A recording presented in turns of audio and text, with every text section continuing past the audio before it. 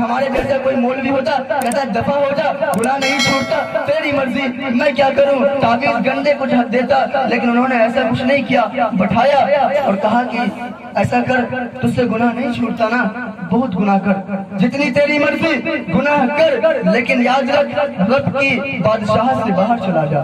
اللہ کی حکومت جہاں تک ہے، اللہ کے حدود، اللہ کی بادشاہت جہاں تک ہے، اس سے باہر چلا جا۔ وہ شخص کہنے لگا، عقل مند تھا، کہنے لگا یہ تو ممکن نہیں ہے، سارا چپا چپا اور اس دنیا کا سارا کونا کونا اللہ کی بادشاہت ہے، میں اس کی بادشاہت سے باہر کیسے جا سکتا ہوں؟ کہا کہ چلو یہ نہیں ہو سکتا، کوئی بات نہیں، گناہ کرنے کا من ہے کرتا جا، گناہ کرتا جا، لیکن یاد رکھ ایسی جگہ جا کر گناہ کر جہاں تجھے اللہ نہ دیکھ رہا ہو۔ یہ شخص حیران ہوا، ارے اللہ کی نگاہ تو ہر جگہ ہے، وہ تو کالی رات میں کالے پہاڑ پر کالی چوٹی کے چلنے اور رینگنے کے قدموں کے نشان کو بھی دیکھتا ہے، اس کی آواز کو بھی سنتا ہے، میں اس کے نظروں سے کیسے اوجھل ہو سکتا ہوں؟ لہذا یہ کام بھی نہیں ہو سکتا۔ ابراہیم رحمۃ اللہ علیہ سے لائن پڑھا رہے تھے، کہا چلو یہ کام نہیں ہو سکتا، کوئی بات نہیں ہے، گناہ کرتا جا جتنی تیری مرضی ہے، لیکن رب کا دانا اور رب کا رزق کھانا چھوڑ دو۔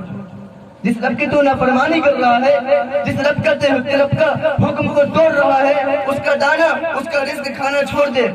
وہ نوجوان کہنے لگا دانا دانا رب کا ہے، میں بھلا اس کے رزق کو کیسے چھوڑ سکتا ہوں؟ میں جو کچھ کھاؤں گا اس کا دیا ہوا ہے، لہذا یہ بھی نہیں ہو سکتا۔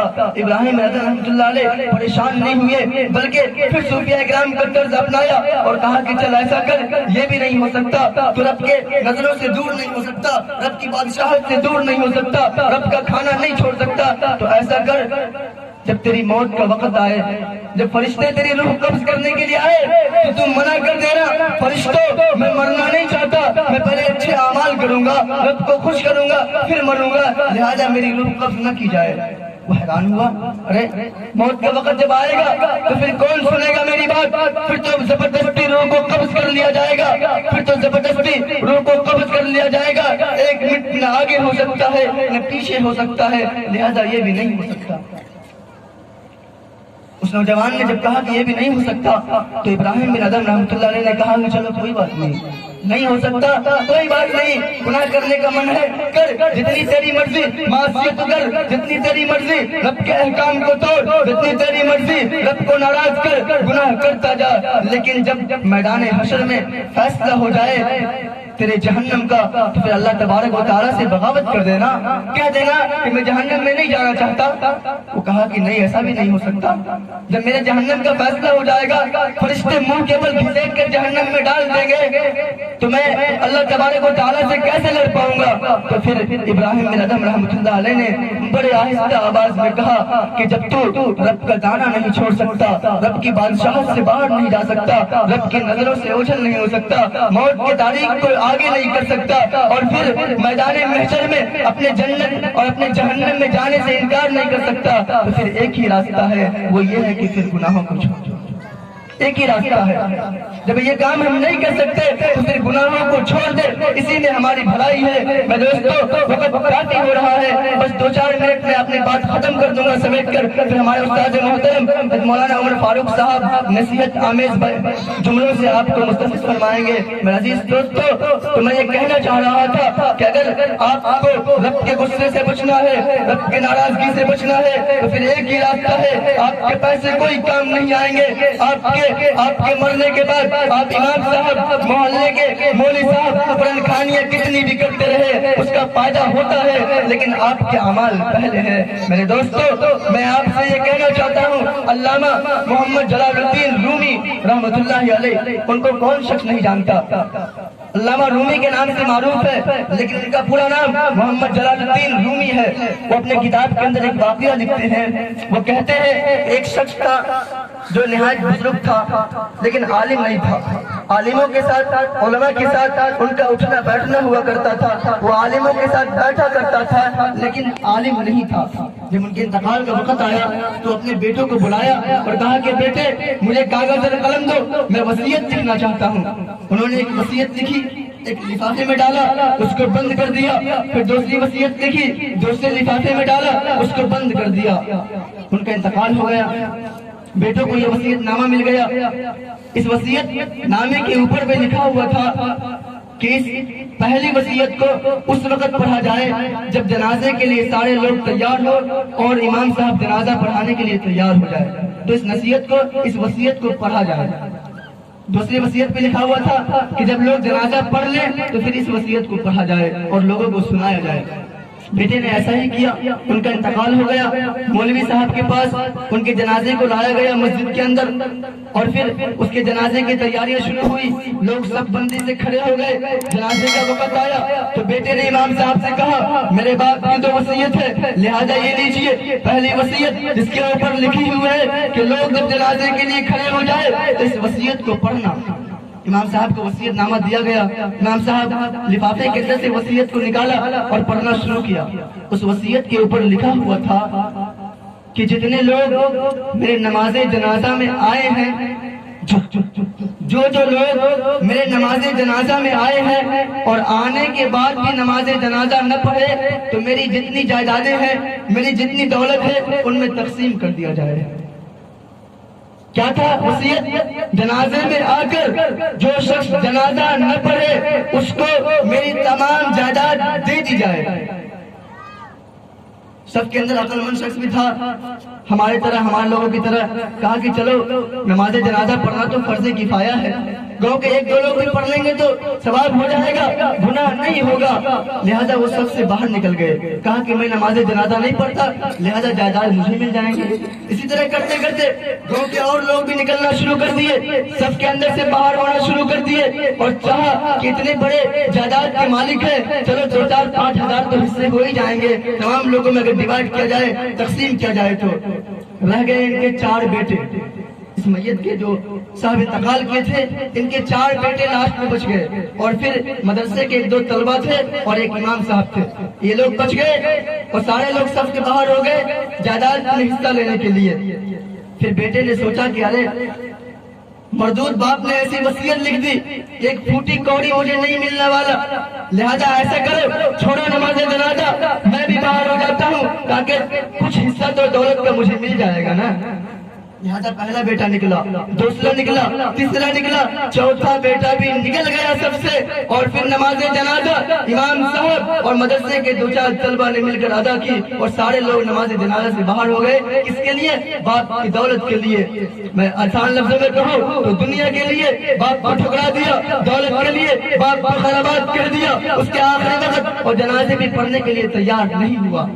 جب یہ لوگ نماز جنازہ مکمل ہوئی، امام صاحب اور طلبہ اکرام نماز پڑھ لیے، اس کے بعد دوسری وصیت پڑھنے کا وقت آیا۔ بیٹے نے کہا کہ دوسری وصیت ہے، امام صاحب اب اسے بھی پڑھ دیجئے۔ اس وصیت کے اوپر لکھا ہوا تھا کہ میری پہلی وصیت، میں یہ بات بناوٹی بات نہیں کر رہا، میں اپنے بات نہیں کر رہا، محمد جلال الدین رومی رحمۃ اللہ علیہ کی کتاب سے میں سنا رہا ہوں، اس نے اس واقعہ کو اپنے کتاب کے اندر جگہ دی ہے۔ وہ امام صاحب کہتے ہیں کہ جب دوسرے وصیت کو پڑھنے لگے تو اس وصیت کے اوپر لکھا ہوا تھا کہ میری پہلی وصیت منسوخ ہے، اس کو ختم کر دیا جائے، اب یہ وصیت یہ میری منسوخ نہیں ہے، ناسخ ہے، اس پر عمل کیا جائے۔ اور اس وصیت میں لکھا ہوا تھا کہ جو لوگ میرے نماز جنازہ کو پڑھے ہیں میری جائیداد ان میں تقسیم کر دیا جائے۔ آپ کچھ بھی کہیں امام صاحب کا، مولوی صاحب کا آپ فائدہ دے نہ دیں، آپ دل سے کہیں امام صاحب کا فائدہ نہ بھی دینا چاہے، ان کا فائدہ اللہ کی طرف سے ہو جاتا ہے، جس طرح یہاں ہو گیا نا، امام صاحب اور طلبہ اکرام کو ساری جائیداد مل گئی نا، تو اللہ کی طرف سے ان کا فائدہ ہو جائے گا، آپ لاکھ ان کو نقصان دینا چاہے۔ لیکن میں بتانا یہ چاہتا ہوں کہ دنیا کے لیے آپ کے سگے اولادوں نے نماز جنازہ پڑھنے سے انکار کر دیا، 2-4 سکوں کے لیے، درہم اور دینار کے لیے باپ کے جنازے کو سامنے رکھ کر جنازہ پڑھنے سے انکار کر دیا۔ لہذا اپنے اولاد کی پرورش کرے، اپنے اولاد کے پیچھے خرچہ کرے، لیکن آپ اپنے اوپر بھی خرچہ کریں۔ آپ بھی سوچیں کہ ہمیں بھی مرنا ہے، پھر کل قیامت کے دن یہ بیٹا بھی کام نہیں آئے گا، بیویاں بھی کام نہیں آئے گی، ہمارے اعمال کام آئیں گے۔ لہذا آپ اس پر زیادہ فکر کریں۔ میرے عزیز ساتھیوں، قرآن مقدس کے اندر رب تبارک و تعالیٰ کہتا ہے یاد کرو اس وقت کو جب تم قبر سے اٹھایا جائے گا۔ شیخ صاحب، مولانا صاحب، مفتی صاحب، خان صاحب، پٹھان صاحب، مخیا صاحب اور یہ سارے اوقات تو پہلے چھین لیے گئے، تیرا بینک بیلنس तेरी जायदाद, तेरी बिल्डिंगें, तेरी गाड़ियां तो पहले खत्म हो गई। तू कब्र के अंदर दफन हुआ सिर्फ एक चिट्टा लिबास पहन कर गया था, एक सादा लिबास पहन कर गया था। लेकिन कुरान कहता है अफला यालमू इज़ा बुसिरा मा फिल कुबूर, याद कर उस वक्त को जब तू कब्र से उठाया जाएगा, तेरे बदन पर ये लिबास भी नहीं होगा, तो बिल्कुल बढ़ाना उठाया जाएगा। सारी बैलेंस, सारी गर्मी, सारे ओहदे और सारी चीजें दुनिया के अंदर उतार दी गई, लेकिन कब्र के अंदर एक चिट्टा लिबास पहन कर गया। और फिर जब कब्र से उठाया जाएगा उस लिबास को भी बदन से उतार दिया जाएगा। हमें आशा को जब ये बात पता चली, हमें आशा अल्लाह के नबी सल्लल्लाहु अलैहि वसल्लम से बड़ा ही हैरत अंगेज जुमलों में कहा कि अल्लाह के नबी, सारे लोग बढ़ाना होंगे, फिर उस वक्त लोगों को लोगों से हया नहीं आएगी। अल्लाह के नबी ने फरमाया आयशा, मामला उससे भी आगे होगा। लोगों को फुर्सत होगी तो हया आएगी, लोगों को ख्याल होगा तो हया आएगा। लोग तो अपने गुनाहों के वक्त पसीने में शराबूर होंगे, लोगों के ऊपर खौफ क़यामत तारी होगी, लोगों के अंदर होश हवाश होंगे तो हया आएंगे। मेरे अजीज दोस्तों, फिर अल्लाह ने फरमाया यौम तुबलस सराइर फमा लहू मिन कुव्वतिन वला नासिर। अल्लाह ने कहा कि कल क़यामत के दिन मैदान हशर के अंदर हर शख्स के ऐबों को तस तस बाम कर दिया जाएगा। यौम तुबलस सराइर, जो दिल के अंदर है वो बिल्कुल सामने आ जाएगा। आज मैं आपको अच्छा समझता हूँ, आप मुझे अच्छा समझते हैं, मैं जो चहक चहक के तकरीर कर रहा हूँ, आपकी तवज्जो बटोरना मेरा मकसद है, या आपके लोगों के सामने मैं अच्छा बनना चाहता हूँ, ये मेरे दिल में है। आप कितने अच्छे हैं ये आपके दिल में है, लेकिन अल्लाह तबारक व तआला कहता है यौम तुबलस सराइर, वो दिन आने वाला है जब सारे लोगों के दिलों के हाल बिल्कुल तस तस बाम कर दिया जाएगा। और फिर आगे फरमाया फमा लहू मिन कुव्वतिन वला नासिर। उस दिन कोई ताकत के जोर से, कोई दौलत के जोर से, कोई शख्स अपने ऐबों को तस तस बाम होने से, अपने ऐबों को सामने लाने से नहीं रोक सकेगा। आज तो दौलतमंद होना तो उसके अयूब छुप जाया करते हैं, और फिर गरीब की बातें उछाल दी जाती है। एक शायर ने कहा ना, जिसके आंगन में अमीरी का शजर लगता है उसका हर ऐब जमाने को हुनर लगता है। आज अमीरों की बातें मोहल्ले के अंदर नहीं होती, आज अमीरों की बातें चौक चौराहों पर नहीं होती, आज अमीरों के अयूब को बाजारों के अंदर नहीं लाया जाता, और गरीब की बातें उछाल दी जाती है। गरीब के अंदर कोई ऐब हो तो सारे लोगों को, सारे जमाने को बता दिया जाता है। लेकिन याद कर इंसान, वो वक्त आने वाला है जब सारे लोगों के दिल के हाल और सारे लोगों के अयूब बिल्कुल सामने हो जाएंगे, स्क्रीन पर चला दिया जाएगा, और फिर कहेगा, इंसान कहेगा कि लोग मा लिहाज़ल किताब ला युगादिरु सगीरतन वला कबीरतन इल्ला अहसाहा। हाय, मैंने वो गुनाह, इस तो जब नामाए अमाल पेश किया जाएगा तो लोग कहेंगे मा लिहाज़ल किताब ला युगादिरु सगीरतन वला कबीरतन इल्ला अहसाहा। इसके अंदर तो कोई छोटी और बड़ी चीज नहीं है बाकी जो इसमें लिख न दी गई हो। वो गुनाह जो मैंने रात की तारीकियों में किए थे, वो गुनाह जो मैंने दिन के उजाले में किए थे, वो गुनाह जो मैंने लोगों के सामने किए थे, वो गुनाह जो मैंने लोगों से छुपा कर किए थे, सारी चीज इसमें लिख दी गई है। कोई छोटी और बड़ी चीज इसमें लिखने से बाकी नहीं है। मेरे अजीज दोस्तों, फिर वो हाथ मिलेगा।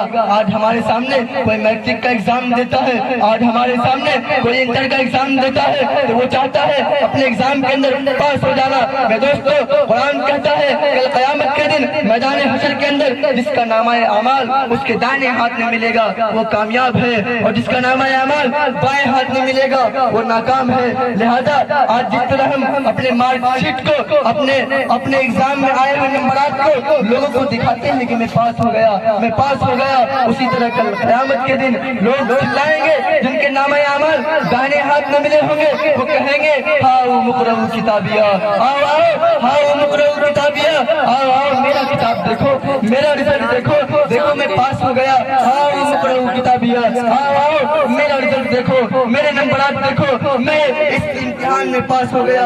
और फिर जिसके नामे अमल बाएं हाथ में मिलेंगे वो नामुराद होगा, उसका फिर कोई पुरसाने हाल न होगा। मेरे अजीज साथियों, आज नहीं देखते, आज गर्मी का मौसम है ना, اگر چند منٹ کے لیے رات میں لائٹ چلی جاتی ہے تو ہمیں نیند نہیں آتی ہے، ہم پریشان ہو جاتے ہیں، ذرا سا پنکھا نہیں چلا ہمیں نیند نہ آئی، اے سی آن نہ ہوا ہمیں نیند نہ آئی۔ کبھی سوچا ہے قبر کے اس آگ کو، ہمارے اس ایئر کنڈیشن ہوم میں لائٹ کے چلے جانے سے نیند نہ آیا، اگر ہمارے قبر کے اندر آگ بھڑکا دیا گیا تو ہمارا کیا بنے گا؟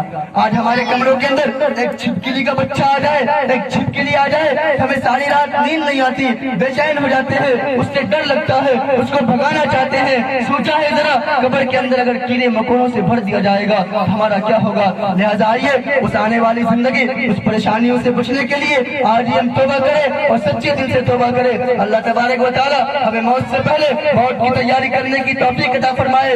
اور میں ایک بار پھر کہوں گا کہ محمد نصر صاحب جو کل تک ہمارے بیچ تھے آج نہیں ہے، اللہ تبارک و تعالی ان کو جنت الفردوس میں اعلیٰ سے اعلیٰ مقام عطا فرمائے، ان کے درجات کو بلند فرمائے۔ وأقول قولي هذا وأستغفر الله العظيم وما علينا